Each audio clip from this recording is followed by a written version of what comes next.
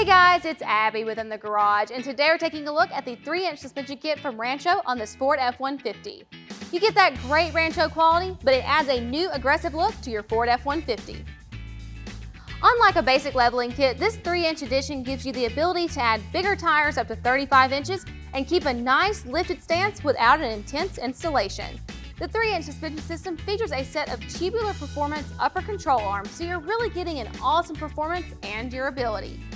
Rancho has engineered the control arms to maintain the ball joint in its normal operating range, plus they provide additional wheel travel and caster to aid in alignment, meaning you're getting more control and a better ride than with factory control arms on lifted applications.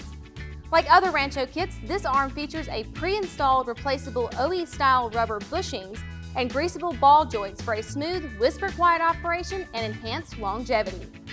You don't have to worry about maintaining the control arms with this kit thanks to Zerk fittings for easy maintenance and a quieter ride. The 3-inch system for the Ford F-150 also features Rancho's popular RS 9000 XL leveling struts and rear shocks. Rancho has also designed this suspension system not to affect the electronic stability control system, plus it maintains OE alignment specs. As far as the installation goes, it's a pretty straightforward bolt-on system. However, if you don't have a lot of experience with suspension or lift kits, this might be a little bit more of a difficult installation for you. So we do rate this a 10 out of 10 and it'll take you about a day's work. One thing to note with this install is that you must use OE springs and top mounting components.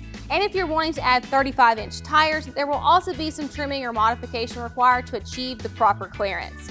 The 3-inch suspension system for the Ford F-150 by Rancho is backed with a limited lifetime warranty. If you're not comfortable doing this installation yourself, check out our Duo locator below to find someone in your area that can help you out. And if you have any questions or comments, we'd love to hear them. Thanks so much for joining us on this episode of In the Garage.